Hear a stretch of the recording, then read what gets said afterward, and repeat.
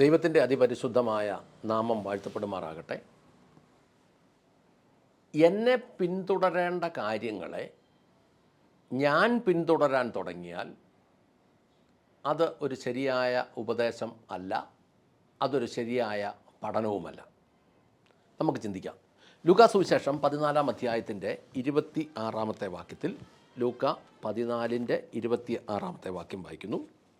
ഒരുവൻ എൻ്റെ അടുക്കൽ വരികയും തൻ്റെ അപ്പനെയും അമ്മയെയും ഭാര്യയെയും മക്കളെയും സഹോദരന്മാരെയും സഹോദരിമാരെയും സ്വന്തം ജീവനെ തന്നെയും വെറുക്കാതിരിക്കുകയും ചെയ്യുന്നുവെങ്കിൽ അവൻ എൻ്റെ ശിഷ്യനായിരിക്കുവാൻ സാധ്യമല്ല. അപ്പോൾ ഇത് NIV ബൈബിൾ ഇങ്ങനെ എഴുതുന്നെങ്കിൽ ഈ വെറുക്കാതിരിക്കുകയും എന്നതിന് സത്യവേദ പുസ്തകം എഴുതിയേക്കുന്ന പകയ്ക്കാതിരിക്കുകയും ചെയ്യുന്നുവെങ്കിൽ എന്നാണ്. പകയ്ക്കാതിരിക്കുമെങ്കിലും. ഞാൻ കഴിഞ്ഞ വീഡിയോയിലും പറഞ്ഞു, 1-ാം സ്ഥാനം ദൈവത്തിന്, 2-ാം സ്ഥാനം കുടുംബത്തിന് ആയാൽ ഇച്ചിരി പ്രശ്നമുണ്ട്. 1-ാം സ്ഥാനം ദൈവത്തിനും 2-ാം സ്ഥാനം ശുശ്രൂഷയ്ക്കും 3-ാം സ്ഥാനം കുടുംബത്തിനും ആണ് എങ്കിൽ ഇവിടെ പറയുന്നത് സ്വന്തം ജീവനെ തന്നെയും എന്ന് പറയുമ്പോൾ, കുടുംബം സ്വന്തം ജീവൻ കഴിഞ്ഞിട്ടല്ലേ കുടുംബമുള്ളൂ. സ്വന്തം ജീവൻ കഴിഞ്ഞിട്ടേ കുടുംബമുള്ളൂ. ഇവിടെ വെറുക്കുക, പകയ്ക്കുക എന്നതിൻ്റെ അർത്ഥം ശത്രുവാക്കുക എന്നല്ല. ഈ വാക്ക് തന്നെ തെറ്റി എഴുതിപ്പോയതാണ്. ഹെയ്റ്റ് ഫോർ ജീസസ് എന്നാണ് ഇതിൻ്റെ കറക്റ്റ് തർജ്ജിമ. ഹെയ്റ്റ് ഫോർ ജീസസ് എന്ന് പറഞ്ഞാൽ കർത്താവിന് വേണ്ടി ഒഴിഞ്ഞു നിൽക്കുക എന്നായിരുന്നു എഴുതേണ്ടത്. കർത്താവിന് വേണ്ടി ഒഴിഞ്ഞു നിൽക്കുക. ദൈവവചനത്തിനും ദൈവാത്മാവിനും മുൻതൂക്കം കൊടുക്കുക. ഭാര്യയെ മക്കളെ ഉപേക്ഷിക്കുക എന്നല്ല, മാതാപിതാക്കളെ ഉപേക്ഷിക്കുക എന്നല്ല. ചില പ്രത്യേക സാഹചര്യങ്ങളിൽ കർത്താവ് അല്ലെങ്കിൽ ദൈവവചനം, ശുശ്രൂഷ ഒരു വശത്തും കുടുംബം, കുഞ്ഞുങ്ങൾ വേറൊരു വശത്തും ഒരുപോലെ നിൽക്കേണ്ട ചില സാഹചര്യത്തിൽ വന്നാൽ, എന്ന് പറഞ്ഞാൽ ഞങ്ങളുടെ ഇവിടുത്തെ വാക്കിൽ പറഞ്ഞ ഒരു കട്ട നിൽക്കേണ്ട ഒരു സാഹചര്യം വന്നാൽ, ഇത് ഏതെങ്കിലും നാട്ടിൽ തെറിയാണോ എന്ന് എനിക്കറിയത്തില്ല, കട്ട നിൽക്കേണ്ടി വന്നാൽ 1-ാം സ്ഥാനം ഒന്നും ആലോചിക്കാതെ ദൈവത്തിന് കൊടുക്കുക എന്നത് ഒരുത്തൻ തീരുമാനമെടുത്തവനാണെങ്കിൽ അവനെ അങ്ങനെയുള്ള സാഹചര്യങ്ങളിൽ കൊണ്ടുപോകാതെ ദൈവം കൊണ്ടുപോകും. പക്ഷേ 1-ാം സ്ഥാനം കുടുംബത്തിന് കൊടുത്തവനാണെങ്കിൽ അവൻ ഈ കുടുംബ പ്രശ്നങ്ങൾ തീർന്നിട്ട് ആത്മീയ കാര്യങ്ങൾക്ക് നേരം കിട്ടില്ല. എന്ന് പറഞ്ഞാൽ പിശാച് അതിന് സമയം കൊടുക്കുകയല്ല. കുടുംബത്തിൽ എന്നും പ്രശ്നങ്ങളായിരിക്കും.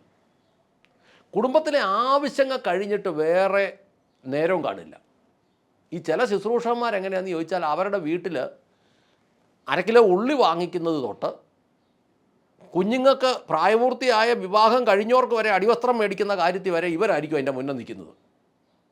അങ്ങനെയുള്ളവർക്ക് ഒരിക്കലും 1-ാം സ്ഥാനം ദൈവത്തിനും ശുശ്രൂഷയ്ക്കും കൊടുക്കാൻ കഴിയില്ല. കാരണം അവരവരുടെ ഈ ഉത്തരവാദിത്തങ്ങൾ കൊടുക്കേണ്ട സമയത്ത് അവർ വിട്ടു കൊടുക്കില്ല. അതൊരു ഭയങ്കര പൈശാചിക ബന്ധനമാണ്. കുഞ്ഞുങ്ങൾക്ക് അവർ വളർന്നാൽ വളർച്ചയ്ക്കനുസരിച്ച് സ്വാതന്ത്ര്യം കൊടുക്കാതിരിക്കുന്നത് തന്നെ മാതാപിതാക്കളുടെ ഒരു പൈശാചിക ഘട്ട. 1-ാം സ്ഥാനം കർത്താവിന് യഥാർത്ഥത്തിൽ കൊടുത്തവന് അവൻ്റെ സമയം ശുശ്രൂഷ മേഖലയിൽ നിന്ന് അപഹരിക്കാനുള്ള സാഹചര്യം ഉണ്ടാക്കാൻ ദൈവം പിശാചിനെ അനുവദിക്കില്ല. 1-ാം സ്ഥാനം കൊടുത്തവന്, അതായത് ദൈവത്തിനും ശുശ്രൂഷയ്ക്കും 1-ാം സ്ഥാനം കൊടുത്തവന് അവൻ്റെ സമയം ആ മേഖലയിൽ നിന്ന് അപഹരിക്കാൻ പിശാചിനെ ദൈവം അനുവദിക്കുകയില്ല. എന്നാൽ 1-ാം സ്ഥാനം കർത്താവിന് കൊടുത്തിട്ട് 2-ാം സ്ഥാനം കുടുംബത്തിന് കൊടുത്തിട്ട് 3-ാം സ്ഥാനം ശുശ്രൂഷയ്ക്ക് ഒരുത്തൻ പ്രഖ്യാപിച്ചാൽ അവന് ശുശ്രൂഷയ്ക്ക് വരാനുള്ള സമയമില്ലാത്തവണ്ണം അവൻ്റെ കുടുംബത്തിൽ അസ്വസ്ഥതകൾ പിശാച് കൊണ്ടുവരും. ദൈവത്തിന് അതിനെ സംരക്ഷിക്കേണ്ട കാര്യവുമില്ല. കാരണം എന്നാന്ന് ചോദിച്ചാൽ, അവൻ 2-ാം സ്ഥാനം കുടുംബത്തിന് കൊടുത്തിരിക്കുക. അവൻ കുടുംബത്തിൻ്റെ ആവശ്യം കഴിഞ്ഞ് എപ്പോഴേലും വരാൻ പറ്റുമെങ്കിൽ വന്നാൽ മതി. ഇത് ആർക്കും സ്വാതന്ത്ര്യം ഉണ്ടല്ലോ. ഏദൻ തോട്ടത്തിൽ നന്മ തിന്മകളെക്കുറിച്ചുള്ള അറിവിൻ്റെ വൃക്ഷത്തിൻ്റെ ഫലം അവിടെ നിൽപ്പുണ്ട്. ദൈവം പറഞ്ഞ് കഴിക്കരുത്, കൽപ്പനയായിരുന്നു. പക്ഷേ കഴിക്കാനും കഴിക്കാതിരിക്കാനും ഉള്ള സ്വാതന്ത്ര്യം മനുഷ്യനുണ്ട്. 1-ാം സ്ഥാനം ദൈവത്തിന് കൊടുത്തിട്ട് 2-ാം സ്ഥാനം കുടുംബത്തിനും കൊടുത്താൽ ശുശ്രൂഷയ്ക്ക് കൊടുക്കണം എന്നുള്ളതാണ് ദൈവത്തിൻ്റെ ആഗ്രഹം. കാരണം ഒന്നാം സ്ഥാനം ദൈവത്തിനാണെങ്കിൽ അതോട് ചേർന്ന് നിൽക്കുന്നതായി ശുശ്രൂഷ തന്നെ. അതവിടുന്ന് പറിച്ചെടുത്തിട്ട് രണ്ടാം സ്ഥാനത്ത് നിൽക്കേണ്ട കുടുംബത്തെ ഈ ദൈവം കഴിഞ്ഞ് തൊട്ടടുത്ത് കയറ്റി വെച്ചാൽ സംരക്ഷിക്കേണ്ട ഉത്തരവാദിത്തം ദൈവത്തിനില്ല. കാരണം നന്മതിന്മകളുടെ വൃക്ഷത്തിൻ്റെ ഫലം ഭക്ഷിക്കണോ വേണ്ടയോ എന്ന് തീരുമാനിക്കാൻ ദൈവം മനുഷ്യന് അന്നേ സ്വാതന്ത്ര്യം കൊടുത്തിരുന്നത് കൊണ്ട് ഈ കാര്യത്തിലും ദൈവത്തിന് സ്വാതന്ത്ര്യം മനുഷ്യന് ദൈവം കൊടുത്തിട്ടുണ്ട്. ഇന്നത്തെ പൊതുവേ ഉള്ള രീതി എന്നാണെന്നറിയോ? ഈ തീറ്റയും കുടിയും ടൂറും വിനോദങ്ങളുമാണ്. പണ്ടൊക്കെ ആയിരുന്നു മനുഷ്യൻ കൂടുതലായിട്ടും പറമ്പിൽ പണിയുന്നതും മൃഗങ്ങളെ വളർത്തുന്നതും ഒക്കെ. ഇപ്പം മനുഷ്യർക്ക് അങ്ങനെ ഒരു താല്പര്യമില്ല. മനുഷ്യർക്ക് കൂടുതൽ സ്ഥലം വേണമെന്നുമില്ല. ഇപ്പം മനുഷ്യർക്ക് കൂടുതൽ വലിയ കെട്ടിടങ്ങൾ വേണമെന്നുമില്ല. മനുഷ്യന് ചെറിയ കെട്ടിടങ്ങൾ മതി, ചെറിയ സംവിധാനങ്ങൾ മതി. ഈ ഭക്ഷണം പോലും വീട്ടിലുണ്ടാക്കണമെന്ന് ഇപ്പം നല്ലൊരു ശതമാനം ആളുകൾക്കും വലിയ താല്പര്യമൊന്നുമില്ല. അനേക കുടുംബങ്ങൾ ഇപ്പോൾ പാഴ്സൽ ഓർഡർ കൊടുത്ത് വരുത്തിക്കുക. അത് തിന്നു കഴിയുമ്പോൾ ഇതങ്ങ് പൊതിക്കെട്ട് സഹിതം എടുത്തങ്ങ് ദൂരോട്ട് കളഞ്ഞാൽ മതി. വേസ്റ്റ് കൊണ്ടുപോകാൻ പഞ്ചായത്ത് വരികയും ചെയ്യും. ഇപ്പോൾ നമ്മൾ വൻ നഗരങ്ങളിലേക്ക് പോയി കഴിഞ്ഞാൽ ചോറും കറികളും വരെ തൂക്കി വാങ്ങാൻ കിട്ടും. ഇഷ്ടമുള്ള ലുലുമാളിലൊക്കെ ചെന്ന് കഴിഞ്ഞാൽ ഇഷ്ടമുള്ള കറി മാത്രം നമ്മൾ തൂക്കം മേടിച്ചാൽ മതി. ഒരു വീട്ടിൽ 2 പേരുണ്ടെങ്കിൽ ചോറും കറിയും സഹിതം മേടിച്ചുകൊണ്ട് വന്ന് കഴിച്ചു ദൂരെ കളഞ്ഞു. അങ്ങനെ ഒരു അവസ്ഥയിലേക്ക് വരും. അങ്ങനെ ഒരു അവസ്ഥയിലേക്കായി. ഇങ്ങനെ തീറ്റയും കുടിയും ടൂറും വിനോദങ്ങളും. നമ്മൾ ഈ റോഡുകളിലോട്ട് നോക്കിക്കേ, ഏറ്റവും കൂടുതൽ ഈ മന്തി ഹോട്ടലുകളല്ലേ പൊങ്ങി വരുന്നത്. ആവശ്യക്കാരുള്ളതുകൊണ്ടല്ലേ. ഇനി സദൃശ്യം 23-ാം അധ്യായത്തിനകത്ത് 20-21 വാക്യങ്ങൾ ഇങ്ങനെ വായിക്കുന്നു. വീഞ്ഞു കുടിയരോടും മാംസഭോജന പ്രിയരോടും നീ കൂടരുത്. മദ്യപാനിയും പെരുവയറിനും ദരിദ്രനായിത്തീരും. ആലസ്യം ഒരുവനെ പഴന്തുണി ഉടുക്കുമാറാക്കും.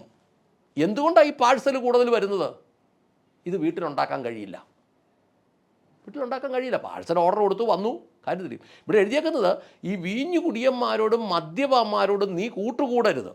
മദ്യപാനിയും പെരുവയറനും ദരിദ്രരായിത്തീരും. ആലസ്യം എന്ന് പറഞ്ഞാൽ ഒന്നും ചെയ്യാൻ കഴിയാത്തൊരവസ്ഥ ഒരുവനെ പഴന്തുണി ഉടുക്കുമാറ് ആക്കും. എന്ന് പറഞ്ഞാൽ തീറ്റയും കുടിയുമുണ്ട്, ആത്മാവിൻ്റെ ദാരിദ്ര്യമുണ്ട്. ഈ വേർപെട്ട ജനത്തിന് ഇപ്പോൾ സത്യം പറഞ്ഞു കഴിഞ്ഞാൽ, ഈ വിശ്വാസ കൂട്ടത്തിന് സത്യം പറഞ്ഞാൽ സന്തോഷിക്കാനുള്ള സാഹചര്യങ്ങൾ അവരുടെ ഇടയ്ക്ക് അവർ നോക്കിയിട്ടില്ല. സന്തോഷിക്കണ ലോകത്തിൽ പോകണം. തിയേറ്റർ ലോകത്തിലാണ് കിടക്കുന്നത്, പാർക്ക് ലോകത്തിലാണ് കിടക്കുന്നത്, ബീച്ച് ലോകത്തിലാണ് കിടക്കുന്നത്, ഹോട്ടൽ ലോകത്തിലാണ് കിടക്കുന്നത്, മാള് ലോകത്തിലാണ് കിടക്കുന്നത്, ടൂറും യാത്രകളും ലോകത്തിലാണ് കിടക്കുന്നത്.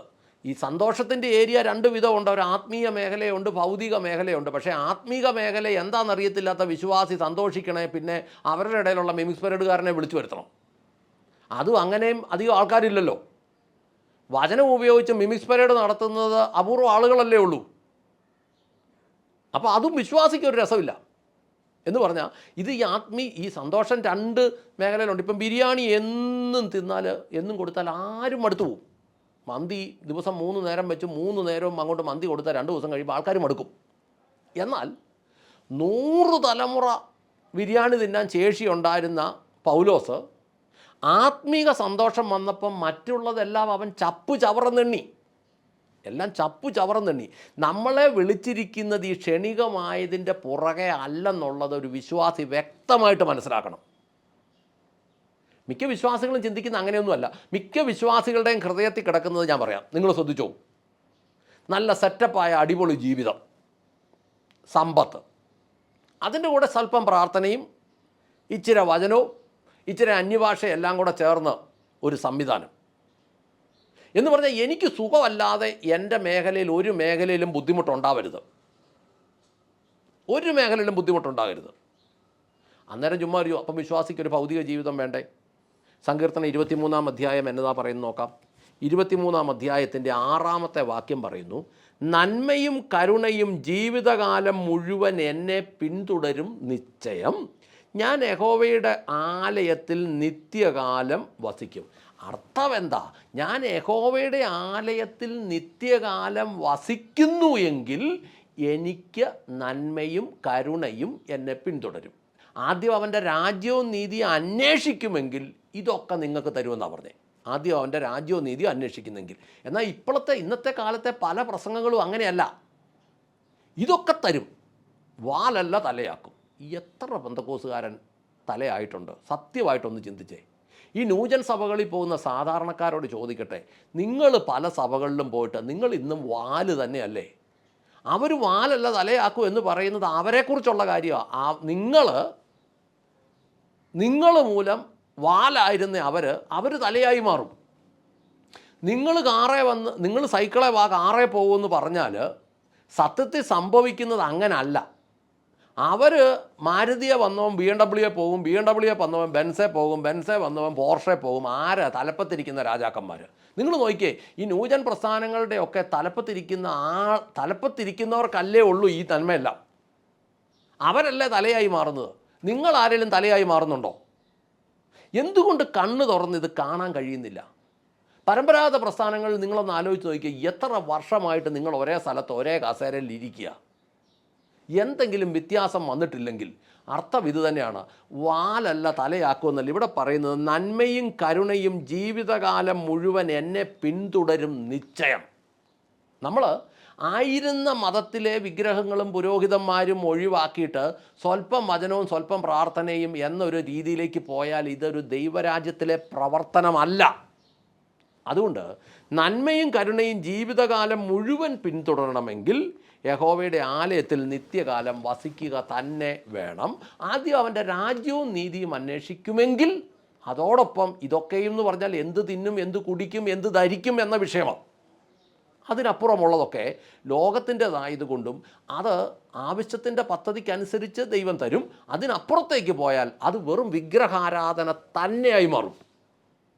എന്ന് പറഞ്ഞാൽ നമ്മൾ കല്ലുകൊണ്ടോ മണ്ണ് കൊണ്ടോ തടി കൊണ്ടോ ലോഹങ്ങൾ കൊണ്ടോ ഒക്കെ ഉണ്ടാക്കിയതൊക്കെ നമ്മുടെ ജീവിതത്തിൽ നിന്ന് ഇറങ്ങിപ്പോയിട്ട് അതിലും ശക്തനായ മാമോൻ എന്ന വിഗ്രഹത്തെ നമ്മൾ നമ്മുടെ ഉള്ളിൽ കയറ്റി വെക്കും. പ്രാർത്ഥിക്കാം.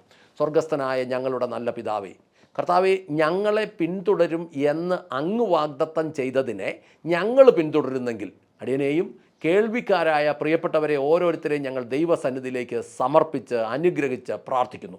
കർത്താവേ, അവരുടെ ഉള്ളങ്ങളിൽ, ഈ കേൾവിക്കാരുടെ ഉള്ളങ്ങളിലെ ചിന്തകൾ എന്താണെന്ന് അങ്ങ് അവർക്ക് തന്നെ വെളിപ്പെടുത്തി കൊടുക്കണമേ.